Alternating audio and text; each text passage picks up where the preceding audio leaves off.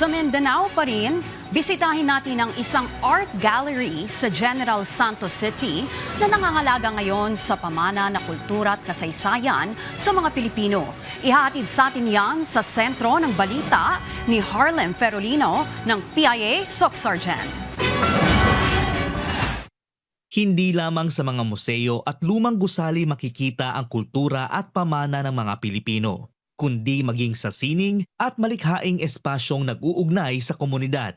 Bilang pakikiisa sa pagdiriwang ng National Heritage Month, binuksan sa isang farm cafe sa General Santos City ang isang art gallery na layong palalimin ang pagpapahalaga ng publiko sa Filipino culture and arts. Suportado naman ito ng lokal na pamahalaan ng General Santos City, lalo't inisyatiba ito na nagsusulong ng local creative industry at turismo ng lungsod.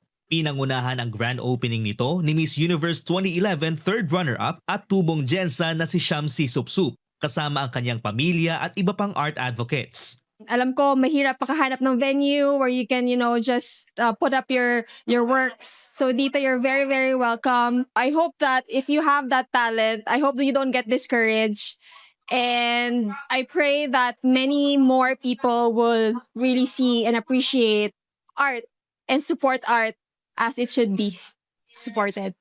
It's very important to appreciate the artists, all kinds of artists, because walang kakulay-kulay at walang kabuhay-buhay ang Heritage Month pag walang sining. Tampok sa exhibit ang iba't ibang artworks mula sa local visual artists at mga kalahok ng art workshops na nagpapakita ng mga obrang hango sa estilo ng kauna-unahang national artist ng Pilipinas na si Fernando Amorsolo, na kilala sa kanyang paintings ng rural landscapes at pang-araw-araw na buhay ng mga Pilipino.